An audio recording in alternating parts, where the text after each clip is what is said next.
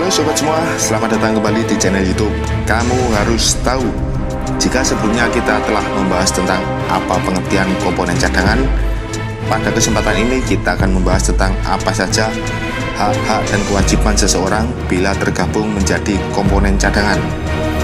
Kalian yang baru bergabung, silahkan subscribe channel YouTube Kamu Harus Tahu dan nyalakan notifikasinya untuk terus mendukung dan berlangganan video-video terbaru.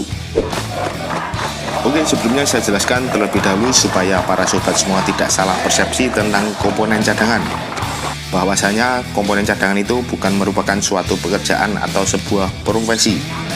Komponen cadangan merupakan suatu bentuk pengabdian bagi warga negara Indonesia secara sukarela dalam hal usaha mempertahankan negara dari ancaman-ancaman baik secara militer maupun hibrida. Jadi jangan sampai kalian nanti salah anggapan bahwa komponen cadangan menjadi sebuah pekerjaan atau profesi seperti halnya TNI maupun Polri. Komponen cadangan dari unsur warga negara direkrut dari seluruh lapisan masyarakat secara sukarela dari berbagai macam profesi dan pekerjaan, baik dari aparatur sipil negara, pegawai swasta, pegawai BUMN, wira swasta, mahasiswa, dokter, guru, buruh pabrik, buruh tani, anggota ormas, anggota LSM, atau bahkan yang masih belum bekerja alias pengangguran. Tentunya harus lolos seleksi dan persyaratannya. Masa pengabdian komponen cadangan ada dua, yaitu masa aktif dan masa tidak aktif. Yang pertama, masa aktif adalah masa pengabdian ketika warga negara yang telah ditetapkan menjadi komponen cadangan melaksanakan latihan penyegaran dan pada saat dilaksanakan mobilisasi oleh pemerintah. Kemudian yang kedua, masa tidak aktif adalah masa pengabdian ketika warga negara yang telah ditetapkan menjadi komponen cadangan tidak sedang melaksanakan latihan penyegaran dan tidak sedang dimobilisasi oleh pemerintah. Artinya masa tidak aktif ini adalah komponen cadangan kembali ke aktivitas atau profesi semula. Maka dari itu kenapa saya sebutkan bahwa komponen cadangan bukan merupakan pekerjaan atau profesi, karena ketika masa tidak aktif, komponen cadangan akan kembali ke profesi masing-masing atau pekerjaan semula. Karena sifatnya cadangan, maka komponen cadangan baru akan dipanggil ketika pemerintah menyatakan mobilisasi. Tetapi tidak menutup kemungkinan nanti ke depan komponen cadangan yang sebelumnya tidak ada pekerjaan atau profesi bisa dikaryakan dalam bidang-bidang lain dalam lingkup pertahanan negara. Sekarang kita bahas apa saja hak-hak ketika seseorang menjadi komponen cadangan. Dibagi menjadi dua, yaitu yang masih menjadi calon komponen cadangan dan yang sudah ditetapkan menjadi komponen cadangan.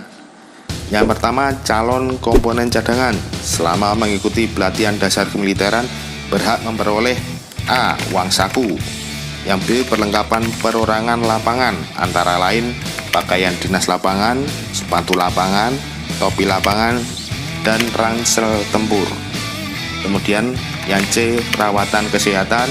Yang D adalah perlindungan jaminan kecelakaan kerja dan jaminan kesehatan. Calon komponen cadangan yang berasal dari unsur aparatur sipil negara dan pekerja atau buruh selama menjalani pelatihan dasar kemiliteran sebagai calon komponen cadangan tetap memperoleh hak ketenaga kerjaannya dan tidak menyebabkan putusnya hubungan kerja dengan instansi atau perusahaan tempatnya bekerja. Calon komponen cadangan yang berstatus mahasiswa selama menjalani pelatihan dasar kemiliteran sebagai calon komponen cadangan tetap memperoleh hak akademisnya dan tidak menyebabkan kehilangan status sebagai peserta didik.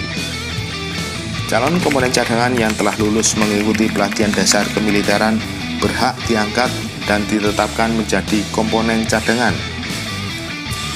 Komponen cadangan yang telah dilantik dan mengucapkan sumpah atau janji diberikan pangkat yang mengacu pada penggolongan pangkat TNI dan hanya digunakan pada masa aktif komponen cadangan.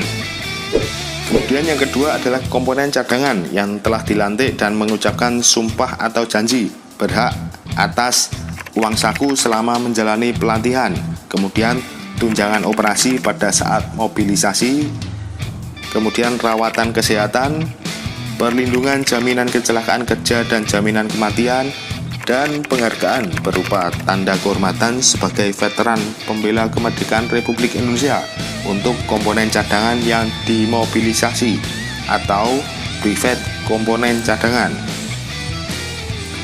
Komponen cadangan yang berasal dari unsur aparatur sipil negara dan pekerja atau buruh selama menjalani masa aktif tetap memperoleh hak kepegawaiannya, hak ketenaga kerjaannya, dan tidak menyebabkan pemberhentian atau putusnya hubungan kerja dengan instansi atau perusahaan tempatnya bekerja.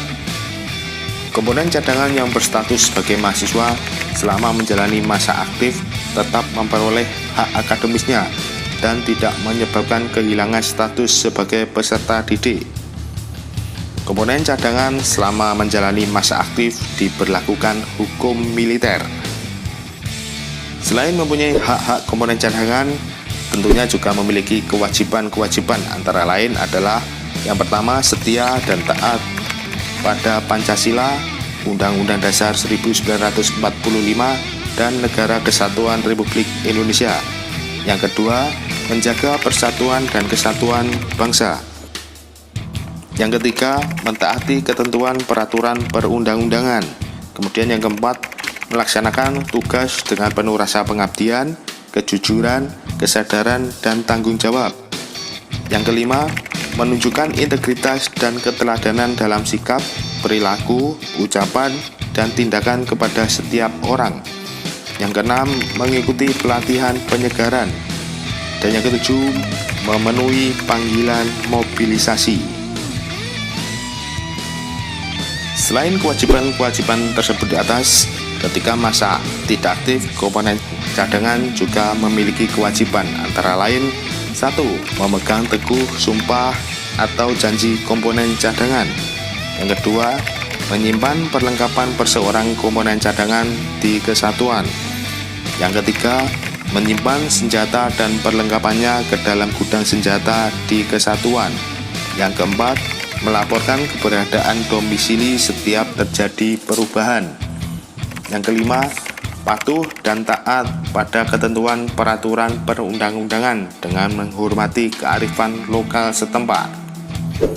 Selain hak dan kewajiban, maka komponen cadangan juga disertai sanksi pidana apabila melanggar ketentuan sebagai berikut. Yang pertama, setiap komponen cadangan yang dengan sengaja membuat dirinya tidak memenuhi panggilan mobilisasi atau melakukan tipu muslihat yang menyebabkan dirinya terhindar dari mobilisasi dipidana penjara paling lama 4 tahun. Yang kedua, setiap orang yang dengan sengaja atau melakukan tipu muslihat membuat komponen cadangan tidak memenuhi panggilan mobilisasi dipidana dengan penjara paling lama 2 tahun. Yang ketiga, setiap pemberi kerja dan atau pengusaha atau lembaga pendidikan yang dengan sengaja menyebabkan putusnya hubungan kerja atau hubungan pendidikan bagi calon komponen cadangan selama melaksanakan pelatihan dasar kemiliteran dipidana dengan pidana penjara paling lama 2 tahun.